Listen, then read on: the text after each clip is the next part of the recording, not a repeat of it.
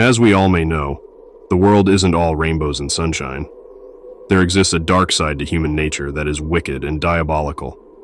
Sometimes even the people who appear friendly and kind on the exterior aren't always who they seem to be, and carry about with them malicious intent.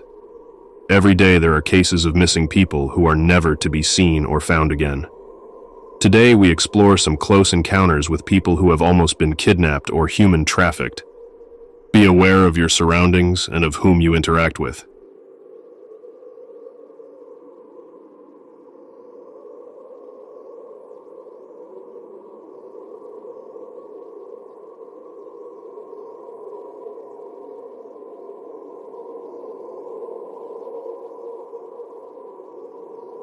I've been holding on to this story for years now and would like to finally get it off my chest. So my sibling and I lived close to an elementary school where we would often go to walk our dog in the playing field and crop of woods, or we would let our dog roam around while we played on the playground or made pretend in the woods. I think I was around 14 when this happened, about 10 years ago. This schoolyard had a playing field, a playground near the building, and a playground farther away from the building in a crop of trees. We were swinging on the swing set at this more distant playground, but from this play area you can clearly see residential streets and the parking lot of the school, which kind of all wrap around the crop of forest. As we are swinging, I see an SUV drive up one of the roads and pull into the parking lot. It's a weekend, so there is no other cars around, and not very many people, maybe the odd passerby also walking their dog through the school grounds. The SUV is about 40 meters, 130 feet, from where we are. And I wear glasses, so I can't see very well what the people look like as they exit the car, but I can see some distinct clothing pieces. There are 3 people. 2 look older and are dressed as if they are older middle-aged, like in their 50s. I remember one of these people was wearing a wide-brimmed women's sun hat. The 3rd person looks like an older teen or young adult in his 20s and is wearing a green and white striped jersey and cleats. It is not uncommon for people to walk or drive to the school to use its field for play or sport practice, though looking back now I realize it is odd they parked in this lot and not on the side of the road nearer to the field, which is on the opposite side of the property. In any case, I think, okay, just some grandparents and their grandson going to practice in the field, and go about playing with my sibling. I remember watching the trio walk away around the school building, completely opposite to where we were on the property. We have our dog with us, and after a time we decide to stop swinging and take the dog on a walk through the trails in the forest brush. Maybe 15-20 minutes have passed since the car pulled up. The brush we are walking in is basically in the very corner of the school property. There is a metal chain link fence in front of us, and beyond it is the sidewalk and residential road. To our right is another fence which separates people's backyards from the school grounds. These homes all have tall trees growing along the school fence for added privacy, so it's almost impossible for anyone to see into the schoolyard. My sibling and I were just at that age where playing pretend didn't really feel genuine and spur of the moment, like we were about to grow out of it. I'm feeling bored but don't want to go home yet, so I pick a branch of these red berries that grow in the schoolyard and say to my sibling, "Hey, want to play a game?" which was our code for let's play pretend. And I bend down to offer the berries to my dog as a starting point for the game. They've never heard her. I'm still speaking to my sibling, who is walking in front of me as I bend down, but my voice trails off as I see my dog's behavior. She is completely ignoring the berries and me, and is instead moving past me slowly, ears back and nose pointed, as if she is approaching something. I follow her movements, still looking down. When I finally look up, there are the 3 people from the SUV, not 2 meters, 6 feet, in front of me. They are certainly not a couple of grandparents and a kid, but 3 grown men. I remember the faces of the 2 older men pretending to be grandparents. The foremost man had short white hair and a white scruff of facial hair. His mouth was open in a faint O shape as he breathed quietly and focused on keeping his steps light. The other man was extremely thin, his cheekbones popping out in shoulder length. Greasy brown hair hung around his skeletal features. They had crept up behind my sibling and I silently, and remained just as quiet as they all turned their backs quickly and pretend to point off into the trees like they were bird watching or something. It was bizarre how silent the whole encounter was. I immediately realized we need to get the fuck out of there. and turn my attention back to my sibling as I grab my dog's collar and get her hooked up to the leash. My sibling is about a foot from me but seems oblivious still to the three creeps in the woods right behind us. I tell them over and over that we need to leave, but they've become wrapped up in the imaginary game I proposed moments ago. Finally, they see the men. I never looked back at the creeps, only to my sibling. My sibling also stops talking and starts walking with me. Thankfully, an opening in the fence between these now haunted woods and the road is only a few meters ahead, and we get some distance and obstacles between us and these creeps. To my frustration, my sibling wants to stop on the sidewalk and pick some more berries through the fence, and I frantically tell them to come on, let's go. I still never look back towards the men, my vision tunneling to the safety of the open roads and sidewalks and homes in front of us. We get home without incident, at least to my knowledge. Had the men followed us on foot, gone back to their car and followed, or simply gave up? I didn't care. I just wanted to get home, which was only a couple blocks away. When we got home, I broke down. I told my mom what happened, and I remember her reaction being kind of nonchalant. I had always been an anxious child, and she had developed a habit of downplaying things in a kind of exposure therapy way. I realized I still didn't feel fully safe with this reaction and retreated to my basement to cry alone. In recounting the story with my mom years later, she said she did call the police, but nothing came of it.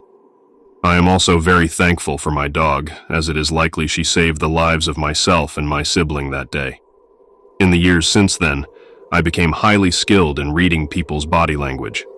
I can tell when someone is lying. I can read people's emotions and intentions like a book. I can tell if someone's vibe is off from a good distance away. This has become a blessing and a curse.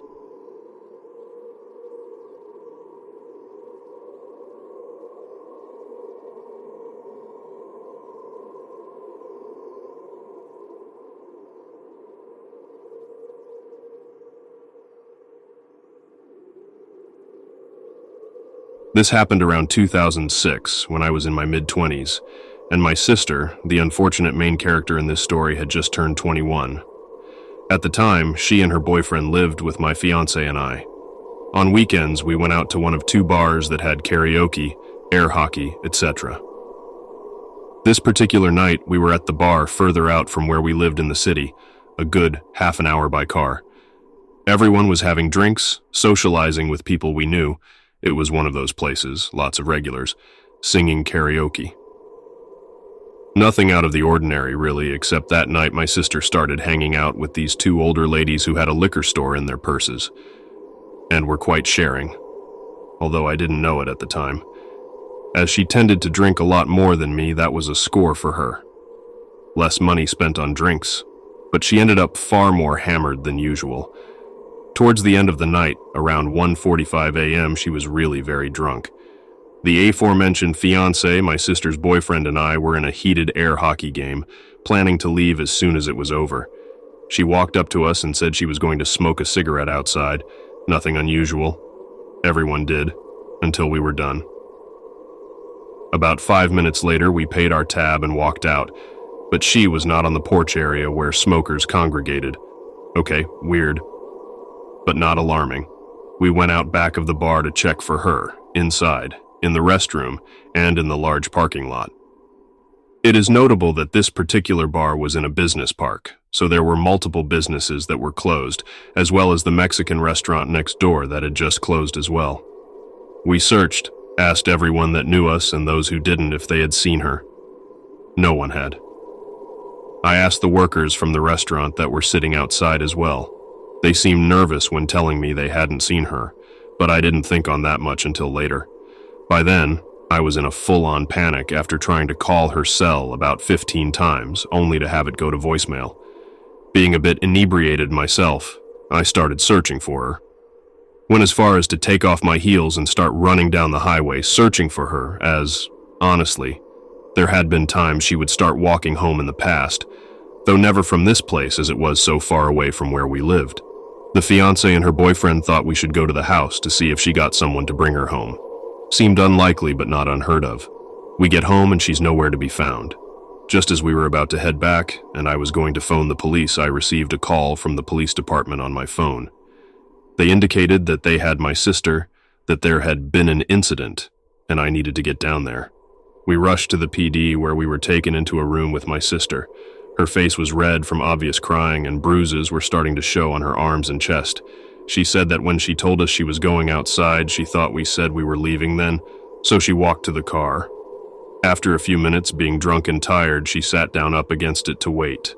A van pulled up and a young man was asking her for directions to somewhere. She walked closer to try to explain when suddenly the back door flew open and two other men grabbed her and threw her in, taking off. They were rough with her, hitting her a few times while holding her down, saying they only wanted money. They snatched her purse from her, breaking the straps, and searched it, quite haphazardly, as they didn't find the $30 she had in it. After driving around a bit speaking in Spanish she couldn't understand, they pulled out a gun, making sure she saw it, and put a bandana around her eyes, telling her they'd let her go. She was driven to some woods by a neighborhood she did not know. The door was opened and they pushed her out, telling her to run, that if she took the blindfold off or turned around, they'd shoot. She ran and ran. Eventually, she did take the blindfold off and came to the first door she saw, beating on it and screaming for help. The police were called, she was picked up, and now we are back to my being there, hearing what I feared had happened. Report filed. Police did a search and did locate the bandana she ripped off, but as she was so intoxicated and terrified, she was not able to give a clear description of the van other than white older model, or of the three occupants other than young Hispanic men. The investigation turned up nothing, as no cameras caught any of this. Hell, we even had detectives in our home who said, "Look, we need the truth. If you got drunk and just went home with someone and didn't want your boyfriend to find out, we will file charges on you." Aside from the bruises, broken purse, and her trauma, there was nothing concrete to go on. That was unpleasant. I am still fairly convinced someone at the restaurant knew something given their suspicious behaviors when I asked about her, but the police were never able to find that link. All said and done, the guys were never found. Eventually, we just moved on, in different states. It's now just a story in our lives. It still makes me sick, thinking of what could have happened, but thankfully didn't. Be safe out there, kids.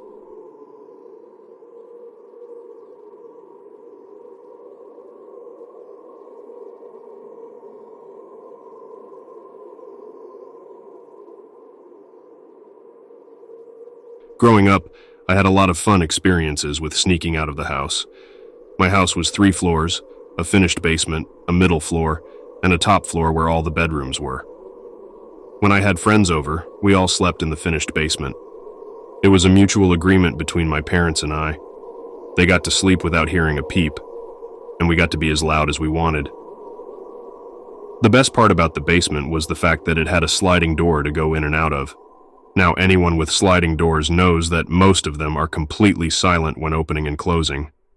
This led to at least 50+ instances between the ages of 13-16 before we could drive, where a group of friends and I would sneak out to go meet up with girls who lived further down the road. Notice how I said my friends and I. Up until this point, I had never snuck out on my own. It wasn't from a fear of sneaking out on my own, it just always was prearranged that when the girls down the street would have a sleepover, the boys would have a sleepover at my house. There wasn't ever a reason for me to go out alone.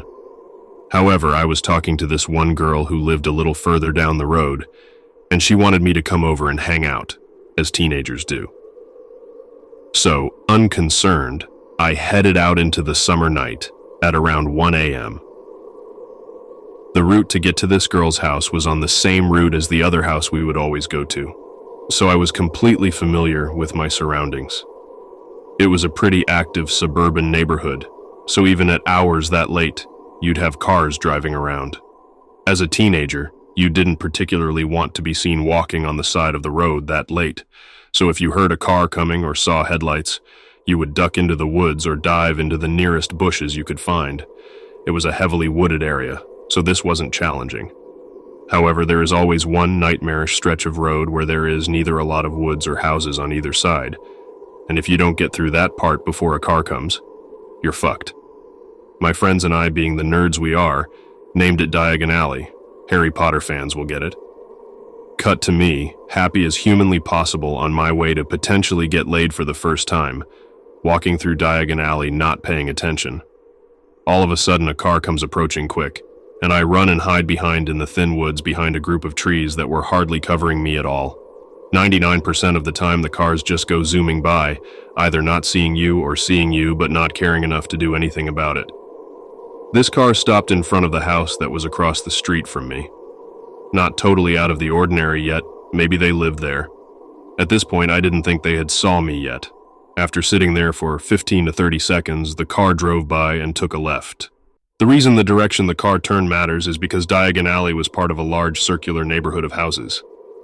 Where this strange car took a left would eventually loop her right back to my location. Knowing this and not wanting to be caught in the street, I stayed in my position. Sure enough, no more than a minute later, the car came back. This time when it parked, it shined its headlights directly at me. I stood there in complete fear, not knowing what to do. A minute passes with the headlights on me, and the car proceeds to turn left and go around the circle again. Now I'm thinking that it's time to make my way out of the woods and get the fuck out of there. But as I'm on the edge of the woods, about to hit the road, I hear the car coming and duck back into the woods, trying to find the best spot I can to hide. This time, the car parks in the same spot as the first time it approached. The driver sat there for what felt like 10 to 15 minutes, and I was frozen as ice, paralyzed with fear.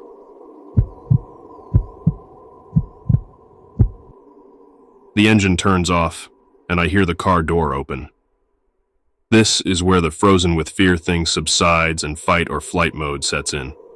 I booked it out of the woods down the street as fast as I've ever run before. It almost felt inhuman. Instead of pursuing me on foot, the person, I didn't get a look at the face to confirm gender, hopped back in their car and tried to chase me that way. Luckily, I ran up and over a hill and immediately ducked into a driveway and rolled underneath a car that was parked a little out of eyeshot. The act of me going over the hill caused me to be out of sight long enough for the person to lose my position completely. For the driver, that wasn't the end, though. They weren't satisfied. The car drove around the big circular road for 45 minutes looking for me, just going around and around and around very slowly. Finally, the car eventually disappeared.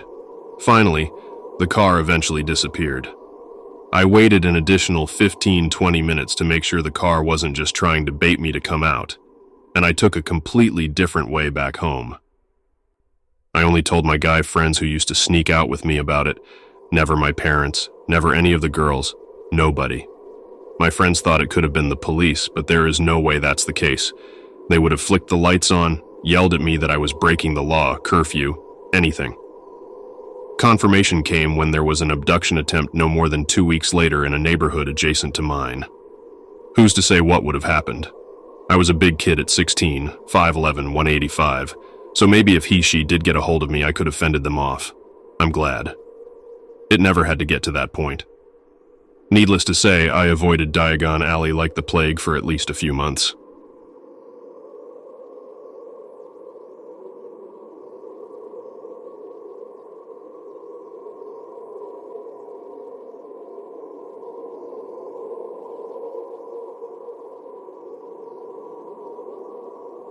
This happened when I was about 18 years old.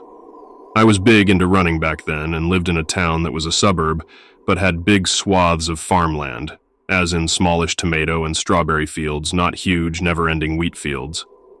I preferred running on the dirt at the edges of these fields because it was a lot easier on my legs than running long distances on concrete or asphalt, and I was usually training for half marathons, 13.1 miles for those who aren't insane enough to think running is fun. This particular day I was planning to run an easy 6 miles. I told my mom and she suggested I do a loop and meet them at the dog park about 3 miles from our house as my halfway point. This is pre-cell phone era, when all the craziest shit went down. But being careful, I took a walkie-talkie my dad always used, and my mom took the other one. Now, the walkie-talkie had a range longer than the ones my brothers and I played around with when we were younger, but it definitely did not work 3 miles away. and I honestly had no idea what its exact range was. So I take off on my run. I'm planning to go on the sidewalk for a little bit until I get to the fields. I think it was lettuce or something then, but short, small plants. I'm running in the dirt with the road a few yards to my left. I have to run south and then turn right onto a slightly smaller, less traveled road to get to the dog park. As I'm running on the first dirt part, my parents drive by and, being dorks, they honk and wave and yell at me. I wave and then soon after make my turn onto the smaller road. This one is a road of flat dirt with a small drainage ditch that consists of lettuce field, then a wall that is the backyard of some houses. I start noticing how quiet this street is and how few cars are passing me. Then I randomly started thinking to myself, if someone tried to do something, I could run to those houses. No, they're so far away, I'd never make it. Then I hear a car, but this one doesn't pass me like all the others. I hear it slow down so that it is behind me, just out of my peripheral vision. My senses go super alert, and I immediately realize what a dumbass I was to pick this route because I'm stuck out here with no one to help me and nowhere to hide. The car starts speeding up enough so that it's next to me, and I glance over and see a man. Middle age, white, dark hair. Totally normal looking, but I get a chill down my spine immediately. He sort of leans over into the passenger seat and says in a super sweet voice, "Hi, where are you going? Do you need a ride?" I am scared, and I realize this is not good. Admittedly, nothing has happened yet, and he could be totally innocently just wanting to chat, but my intuition is in overdrive telling me I'm not safe. I hop over the ditch thinking at least that will make it harder for his car to follow me if I need to take off across the field to try and make it to those houses in the distance. This pisses him off.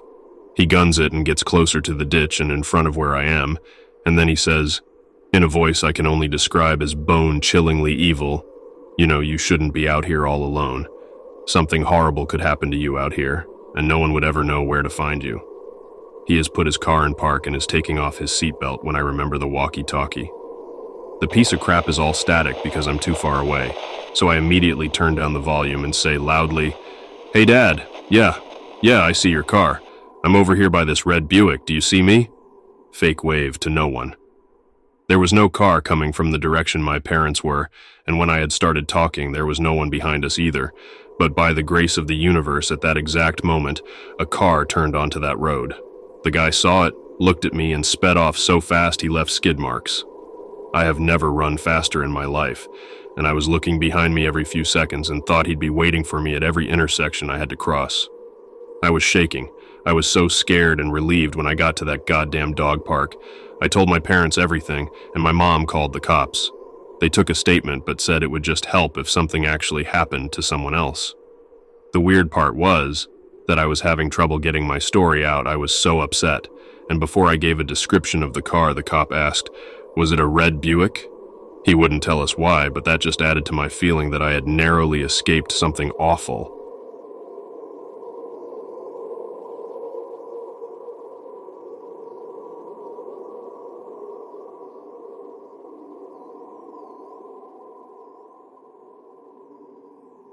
This happened to me about 6 months ago. My boyfriend at the time and I were sitting in the living room of my apartment when I heard a knock at the door. My ex asked if I was expecting anyone, and I said no, but I would take a look just in case to see who was out there. He stayed on the couch while I looked through the peephole. The apartment was set up in a way that didn't allow him to see me from the living room to the front door. Outside there was 2 people. One young African-American man looked about mid-20s and a much older Asian woman who looked to be about 60-ish. For whatever reason, I decided to open the door. When I opened it, the young man says, "Hi, we are a part of so-and-so religion, and we would like to talk to you about it." I have a 50-pound dog who was trying to get out, so I said, "Sure, hold on. I'll come outside because my dog is trying to get out." This was a huge mistake. I want to clarify this was very out of character for me. However, I had recently become closer to God and was wanting to give these people a chance, as I didn't believe any harm would come by just listening to what they had to say. I step outside and close the door behind me and listen to what they have to say. They said something about how they pray to Mary instead of God because she was the one who birthed Jesus. I don't exactly remember, but it was something like that. I thank them for their time and then say something like, "But thank you guys. Stay safe out there." The Asian woman visibly starts panicking and saying things I don't understand in a different language. When I look to her partner to see what he has to say about her behavior, he says, "No problem. Maybe you want a pamphlet, though." I reply, yeah, sure," not wanting to be rude and also to do some research on the religion, as I had never heard of it before. The guy then says, "Okay, great. We have them in the car. You can come with us. We parked right in front." This is when I started to feel weird.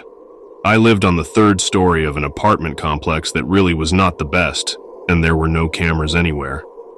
Why would they leave their pamphlets in the car? If they were going door to door, it wouldn't make sense to have each person they intrigued come down to the car. And the parking spots outside my house were almost all handicapped, and no one can park there. The woman grabbed my arm and started directing me to the stairs.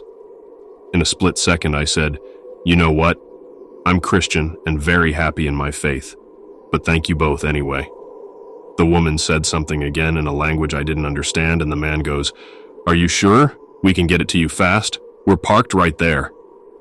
My heart genuinely sank into my butt. I started sweating and looking for ways to remove myself from her grasp and the situation entirely.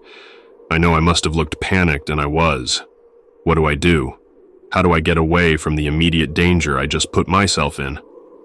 I wasn't thinking and just blurted out that I was very sure, yanked my hand from the woman who ended up scratching me from her grasp, and bolted inside. I locked the door behind me and told my boyfriend what happened. That's when he looked at me with a face I've never seen him make before in my life. He tells me about how that specific religion has been in the news the last few weeks because women have been going missing, and the only thing they have in common is some of their neighbors saying they had been solicited by the group the same day or around the day of their neighbor's disappearance. I read some articles to fact-check what he was saying, and he was right. The police were saying that it might be in connection to a sex trafficking ring that was moving from neighboring cities and now were suspected to be in ours. It gets weirder somehow. I seriously freaked out and went straight to Facebook Live to share with my friends because I wanted to warn whoever I could. I set the privacy to public after the live ended, and I went on with my life, still a bit shaken, but I was fine. 1 week later, I get a Facebook message from someone who is, I'm assuming, part of that religious group telling me I need to take the post down, and she was not nice about it. After I said I wouldn't because I wanted to educate anyone who lives in my town, she told me I was a spoiled egg, and I would regret ever making the video. I was so scared that I blocked her immediately, set the video to private, and called the police. The police said they couldn't do much as I didn't have the make or model of the car they were in, and there was no proof they had even come to my apartment or who it was. Here's the part that still freaks me out. When I went to show them the messages from Facebook, I went to unblock the lady, and her page was completely deleted. I still had the messages, but it was like I was talking to a little gray default profile picture. Even the name had changed to something that seemed to be random clicks on the keyboard. I want to end this by saying, I am working on not being such a trusting idiot with people. I know the things I should have done differently and still get upset with myself for how stupidly I had acted.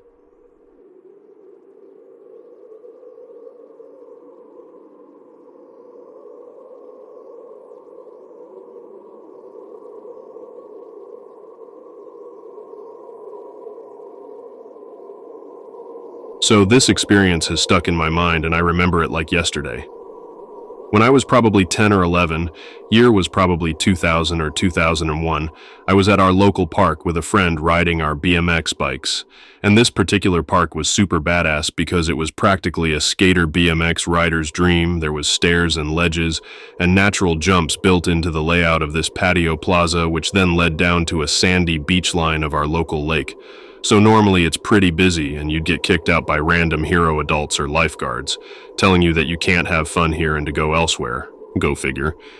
But this was a overcast, kind of cooler mid to lower 50 degrees Fahrenheit kind of day, so the park was completely empty besides me and my buddy. So after an hour or two, we're starting to get bored and noticed it was getting late in the day. Maybe about 5:30 to 6 o'clock, and sunset was about an hour. Maybe 1.5 hours away tops. I'm talking dark. No more sun, streetlights on kind of sunset. About 30 minutes prior to this, I had noticed a van, I think it was either white or possibly off-white like eggshell colored, pull up in the parking lot and park facing us directly, which was probably about 300 to 400 feet away. I couldn't see the driver too well, but I know for a fact he never got out and nobody got in.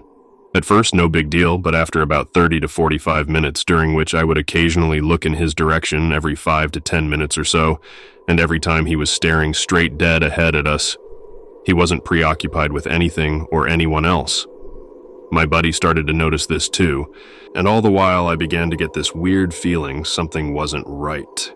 I didn't mention it in such a way that would seem like I'm thinking, this guy's going to kidnap us and do weirdo shit to us. I simply replied, yeah, huh. I noticed him too, that's odd, but left it at that. So it's now about 20 to 30 minutes before dark, and we've gathered our things and decided to leave. Luckily, there was a really busy gas station across the street from the park, maybe a quarter to half mile from the parking lot, plaza area. But as we start making our way down one of the multiple paved walking paths that led to the exit, me and my friend noticed this van had started its engine and was proceeding to back out of the parking spot. So now we're a little on edge, and we rush to the mini-mart.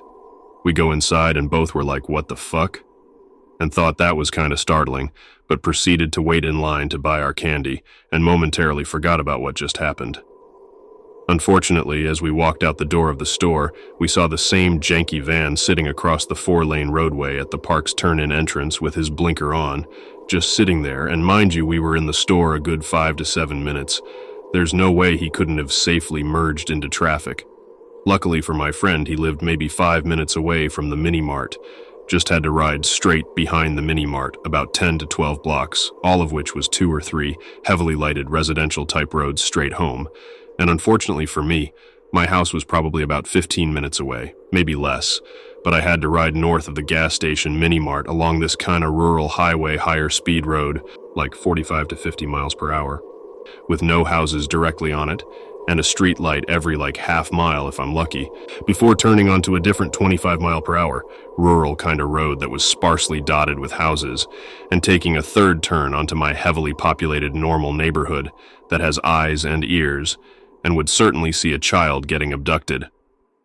My friend pretty much was like, best of luck, I'm out, and took off towards his, while I started my short ride back home as well. So I'm about to turn off the higher speed highway kind of road and look over my left shoulder as I turn right, and what do I see?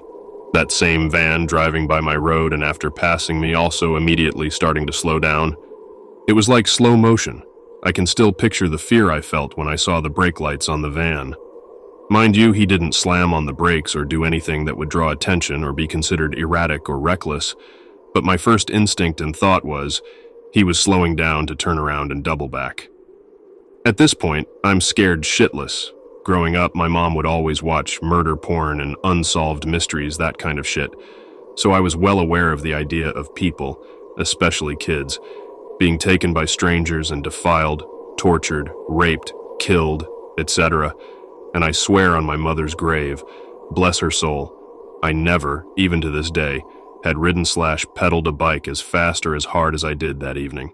Literally, every ounce of my being was put into going faster than I had ever gone. The entire time thinking this van was going to pull up next to me and do whatever. I was pedaling so hard, just staring straight at the ground and focusing on my feet, that I almost ran into a parked car like 2 blocks from my house. It was literally inches away from running head-on into the car.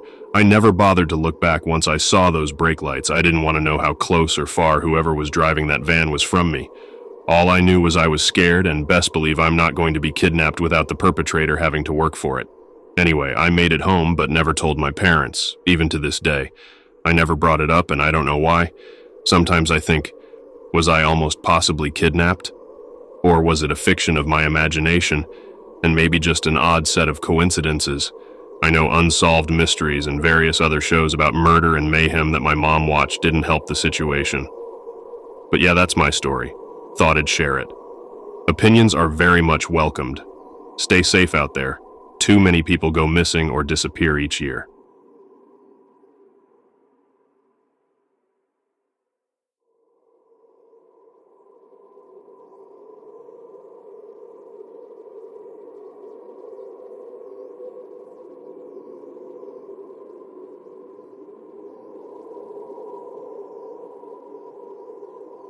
This is something that was super traumatic for me, but it was never discussed again in my household. I was talking with my mom about it the other night and she still didn't say much. Thought I would share my thoughts with you all. When I was 13, I got a Dell desktop for school. The internet was fairly new for me back in 2003. AOL and MySpace, Yahoo Messenger, AOL chat rooms. AOL chat rooms was where I went. I was a shy, overweight kid back then. Still shy to this day. But online. Online, I could be anyone. I could say anything. It was amazing. I discovered so many things when I got the internet. If I could be anyone, so could someone else. Thus, how I met one 27-year-old man. One night I logged on. The AOL dial-up sound still makes me feel uneasy. I was sitting in my cold, dark kitchen. The computer was here so I could be monitored. It was just me and my mom, though, and she was always working, so no one ever really monitored me. Plus, she had no idea how to use a computer, so I got away with a lot. I was bored, so I hopped into an AOL chat room, lurked for a bit, then said I was a 15-year-old female here. I was really 13, but saying I was 15 made me feel so much more mature. Private message incoming. Hey, my name is Rob. Where are you from? And that's how it started. I told him where I was from, that I was in high school, which wasn't a lie. My school was from 7th to 12th grade. You? 19 male, from New York, he replied. Oh man, was it cool to be talking to an older guy. And boy, was he cute. Honestly, I don't really remember much. Maybe I blanked it out. Maybe my memory is just shot. I do remember emails back and forth, the occasional phone call. I remember finding out he was talking to another girl and I wanted to break things off, but he begged and pleaded until I caved. Then the let's meet. I was nervous. He had never asked for a pic, had never really asked for much from me, just the emails back and forth, a phone call a day, but somehow he made me feel safe, made me feel wanted, cared for. He drove from New York to West Virginia in one day. My mom worked right beside my house, so he parked about a quarter mile away and took the back alley to enter my house. My friend was with me when he showed up, but was scared when she saw him and ran out the back door. I maybe should have taken a hint from that, but I just stood on the back porch with my head down, was given a hug as he led me inside. Not 5 minutes after being there, sitting on the couch, did he move things further, then further even into my bedroom. I won't get into the details of what happened next. I assume most can guess. After that, he left, with instructions to get in his car after I get off the school bus and we will go on a date. I had no idea where he was staying. I lived extremely far in the country, an hour's drive from the closest hotel. The next day I get ready for school and ride the bus for the 45-minute drive, and as soon as I hop off in the school parking lot, I get directly into his car. No one noticed. No one said anything. We drive around, never go on a date. He just finds different places to park so that he can use me. I notice a photo of another young girl, 15 or 16, in the visor of his car. Question him. Believe when he tells me it's his cousin. Believe when I question why his hairline is receding so much. Believe him when he tells me I can't see his driver's license because he left it in the hotel. Believed him when he said he loved me. I get dropped back off at school. Super sad that he was going back home, with promises that he will call. Again, everything feels very fuzzy. I can't remember many emotions from this time. I do remember that a few days later my mom says she found out I skipped school with a man, that I was never to see him again, and that was that. I do remember sending an email. I do remember a late-night phone call. I do remember saying, I wish I could just live with you. I remember him suggesting to come get me. I remember saying, okay. Days later, by the time he made the drive again, I was feeling iffy about leaving my mom. I loved her after all. I didn't think things through. I didn't put much thought into anything really. Packed a few clothes in a suitcase. Forgot all underwear. That is one of my sharpest memories. I felt bad that he drove 8 hours to get me, so I left in the middle of the night. Got in the car with him and his cousin. He got in the back seat with me, proceeded to have sex with me while his cousin drove, then got back in the front seat. This happened a few times between my home and his. The drive took forever. I had nothing to drink. Was offered nothing when they got something. They stopped to nap at a rest stop and I attempted to call my mom, which was disabled on our phone. I dug around for some change to get something to drink but couldn't afford anything in the convenience store, so I drank out of the truck stop sink. Hours later, we park a block away from his house while he runs to get something. I am sitting in the back seat waking up from a nap when around 8 or so men and women in black suits surround the car, screaming for us to get out with our hands up. My first thought, shit, first 10 minutes in New York and I am already being robbed. I am terrified. I get out, and a man pulls me over to the curb while the other officers force his cousin onto the ground. All the while they are asking my name and age, telling me to tell his cousin my age. I am put in the back of an unmarked car, driven to the NYPD, past reporters, cameras, news trucks, snuck into the back of the station, where I see Rob in handcuffs for the last time, and for in love 14-year-old me, this is devastating. I am taken into a room and questioned for hours. I am then taken to the hospital, then a hotel where a nice woman brings me Taco Bell and stays with me as I fall asleep. The next day, 2 FBI officers escort me home on a plane, where I get off and where I am greeted by police officers, my mother, and a horde of news reporters. I later found out that when my mom reported me missing, the police didn't want to do much. They didn't even take the picture of me. She had his license plate number. She remembered seeing his car parked by the road that first meeting. She took note since it was an out-of-state car, thanks to her being vigilant. I do find this is the only reason I am alive today. The police said they would look into it, but that wasn't enough for my mom.